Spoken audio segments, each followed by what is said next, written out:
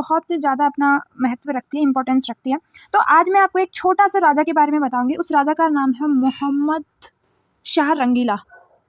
मोहम्मद शाह रंगीला एक ऐसा एम्परर था, मतलब ये फ़र्रुखशियर के बाद में 4 पपेट रूलर बने थे दिल्ली सल्तनत में। तो जो 4 पपेट रूलर थे उनमें से एक मोहम्मद शाह रंगीला भी था। तो मोहम्मद शाह रंगीला के बाद में माना जाता है कि मुग़ल एम्परर का ना डिक्लाइन होना स्टार्ट हो गया था, इसके बाद में डिक्लाइन हो गया था।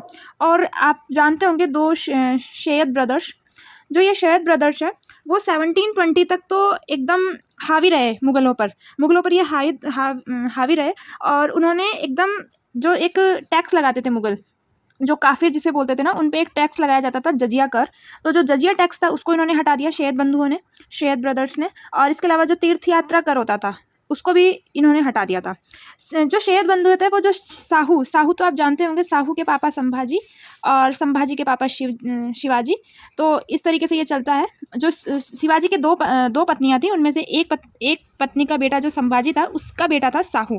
और उधर भी आप जैसे जानते हो कि शिवाजी की दूसरी पत्नी का बेटा राम राजा था, और उसका बेटा था शिवाजी सेकंड। शिवाजी के नाम पर उस पोते का नाम रखा गया था, ताराबाई ने रखा था उसका नाम। तो ये बात आप जानते ही होंगे। उसके बाद में मैं बताना चाहती हूँ कि मोहम्मद शाह रंगीला जो था उसके टाइम में 1722 में एक निज़ामुल वज़ीर था, है ना, निज़ामुल वज़ीर, उसमें बहुत दिमाग था। लेकिन बात ये आ गई कि वो इतना ज़्यादा इस मुग़ल सल्तनत की या फिर दिल्ली सल्तनत की लड़ाइयों से मतलब वो परेशान हो गया था, और फिर वो चला गया था हैदराबाद में। उसने पता है क्या किया? शंकुर खेड़ा का एक वॉर हुआ, वॉर ऑफ शंकुर खेड़ा। उसमें उसने मुग़ल सूबेदार मुबारिज़ खान को हरा दिया था, डिफीट कर दिया था, और फिर उसने हैदराबाद राज्य की नींव डाली थी। लेकिन वही बात है कि कब तक चले राज। उसके बाद में जब इसका राज था, ये एक तरीके से पागल राजा था, मतलब ये इसका दिमाग बिल्कुल, एक कहते हैं ना, राजा या राजनीति पॉलिटिक्स में चलता ही नहीं था। यहाँ से उसका डिक्लाइन शुरू हो गया था। और पपेट रूलर में एक ये फेमस रूलर है जिसको अपन हिस्ट्री में पढ़ते हैं। Thank you so much for watching and please like share subscribe.